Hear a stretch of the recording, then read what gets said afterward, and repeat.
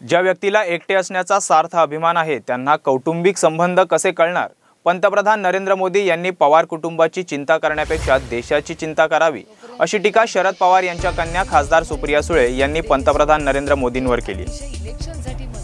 वर्धा येथील सभेत बोलताना मोदींनी पवार कुटुंबात गृहयुद्ध सुरू असून पुतण्या पक्ष ताब्यात घेण्याचा प्रयत्न करतोय असा आरोप केला होता। त्याला सुळे यांनी उत्तर दिले। मोदींच्या भाषणातून महाराष्ट्राला मोठी अपेक्षा होती।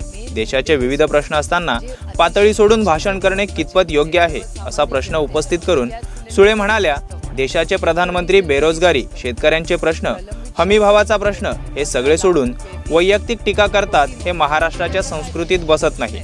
ज्या मुद्द्यावर देशातील नागरिकांनी मोदींना निवडून दिले त्या मुद्द्यांचाच त्यांना विसर पडलाय। महाराष्ट्रात आल्यावर पवारांवर टीका केल्याशिवाय बातम्यांची हेडलाईन होऊ शकत नाही हे मोदींना ठाऊक आहे। त्यामुळे हेडलाईनसाठीच त्यांनी हे भाषण केलं असल्याची टीका सुप्रिया सुळे यांनी केली। देशाचे प्रधानमंत्री आहेत आणि देशाच्या प्रधानमंत्री हे काय पक्षाचे नसतात, देशाचे असतात। त्यामुळे माझी अपेक्षा होती की देशाबद्दल गेल्या 5 वर्षात त्यांनी केलेल्या कामांबद्दल, विकासाबद्दल, बेरोजगारीबद्दल, महागाईबद्दल ते स्पष्टीकरण देतील किंवा आम्हाला काहीतरी माहिती त्याच्यातून मिळेल।